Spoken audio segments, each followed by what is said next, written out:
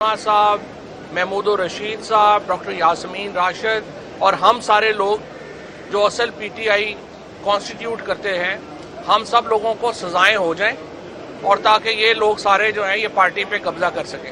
इसके अलावा कोई लॉजिक नहीं था कि आज पीटीआई का कोई वकील ही सुप्रीम कोर्ट में पेश नहीं हुआ, जिसके नतीजे में एक ऐसी तबाहकुन फैसला जो है सुप्रीम कोर्ट ने दिया है जिसने इंसाफ की धज्जियां बखेर दी। 9 मई के जो ट्रायल हो रहे हैं, जो मुकदमे हो रहे हैं, वो मिलिट्री कोर्ट्स की तर्ज के ऊपर हो रहे हैं। क्योंकि आज देखें कि फैसलाबाद का केस, मैं मिसाल आपको देता हूं, वहां 23 गवाह हो गए हैं। हमें अभी तक यही नहीं बताया गया कि आखिर हमारे खिलाफ चार्ज क्या है। हम हाई कोर्ट में आए, हाई कोर्ट के जज साहब ने अभी तक वो फैसला ही नहीं लिख पा रहे। कम अज कम को 3 हफ्ते हो गए हैं, पहले तो केस ही नहीं लगते हाई कोर्ट में।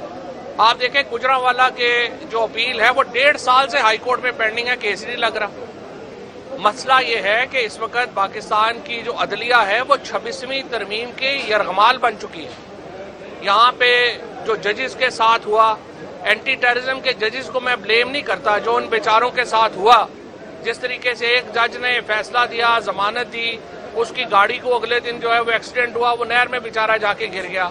फिर जो सरगोदा के जज के साथ हुआ, फिर जो मुल्तान के जजों के साथ हुआ, उसके बाद कौन जज खड़ा होगा? सुप्रीम कोर्ट के जजेस ने अपनी तनख्वाहें बढ़वा ली, हाई कोर्ट के जजों ने अपनी तनख्वाहें बढ़ा ली और अपनी लोअर जुडिशरी के साथ खड़े नहीं हुए, इस्लामाबाद हाई कोर्ट के जजों के साथ खड़े नहीं हुए। उसके नतीजे में पाकिस्तान का अदालती बहरान जो है वो तो बहुत बढ़ चुका है और इस वक्त मिलिट्री कोर्ट्स में और पाकिस्तान की सिविल अदालतों में बहुत कम फर्क रह गया है।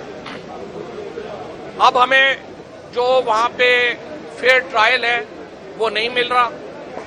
एक ही मुकदमा है, इस वक्त पूरे पंजाब में जो मुकदमे हैं उनका हम सामना कर रहे हैं। एक अदालत से निकल के दूसरी अदालत, आज हम लाहौर में यहाँ पे अपने अपीलों में पेश हुए हैं, फिर फैसलाबाद में हो जाए, फिर मुल्तान में हो जाए, फिर लाहौर।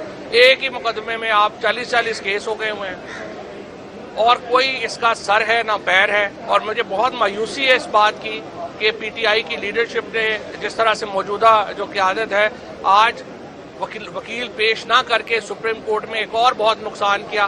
पहले इन्होंने इमरान खान की मुलाकातें बंद करवाई, फिर उनका ट्विटर बंद करवाया और अब आज उन्होंने इंश्योर कर दिया कि 9 मई के केसों में अगर 4 महीनों में फैसले होने हैं तो सबको पता है इसमें कन्विक्शंस होनी है, क्योंकि आपका कोई रूल ऑफ लॉ तो चल ही नहीं रहा, ना आपके केस चल रहा, आपको ना चार्ज का पता है, ना आपको पता है कि आपके खिलाफ गवाही क्या है, ना आपको पता है कि आपके खिलाफ एविडेंस क्या है और केस चली जा रहे हैं।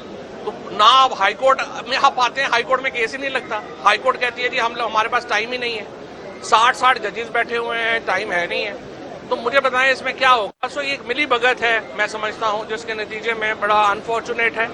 और मैं तो खैर इसको चैलेंज करूंगा और सुप्रीम कोर्ट में हम जाएंगे कि ये आपने जो फैसला किया है ये बिल्कुल गलत है और इसके नतीजे में मिलिट्री कोर्ट्स में और अमूमी सिविल कोर्ट्स जो टेररिज्म की कोर्ट्स हैं उनमें कोई फर्क नहीं रह जाएगा। पाकिस्तान इस वक्त एक दोराहे के ऊपर है जहाँ पे आप देख रहे हैं कि पाकिस्तान में सिक्योरिटी सिचुएशन जो है वो बहुत ज़्यादा ख़राब है, बलूचिस्तान में, खैबर पख्तूनख्वा में। और हमारे यहाँ इंसदाद दहशतगर्दी की अदालतों को सिर्फ जो सिविलियंस के खिलाफ केसेस हैं, अपने पॉलिटिकल केसेस हैं, सियासी केसेस हैं, उनके अंदर लगा दिया गया है। इससे आप संजीदगी का अंदाज़ा लगा लें कि हमारी हुकूमत का सिक्योरिटी सिचुएशन के ऊपर और टेररिज्म के ऊपर जो है वो सिचुएशन उनकी है क्या और वो कैसे इन केसों को जो है वो डील करना चाहते हैं। तो इंशाल्लाह हम इस केस को, जो आज की डायरेक्शन है सुप्रीम कोर्ट की, उसको भी मैं अपने केस में उठाने जा रहा हूँ कि गलत है और इसको जो है वो वापस लिया जाए और एंटी टेररिज्म के जो कोर्ट्स हैं उनको आज़ादाना, पहले तो आज़ाद तो करें, जब आज़ाद ही नहीं है तो फिर उसके बाद चाहे केसेस मिलिट्री कोर्ट्स में चलाने हैं, इधर चलाने हैं, वो एक बराबर है। पाकिस्तान की सियासत में बहरहाल एतदाल की ज़रूरत है। मैं ये समझता हूँ कि जिस तरीके से हर एक के खिलाफ कैंपेन्स बना दी जाती हैं वो भी नामुनासिब तरीका है।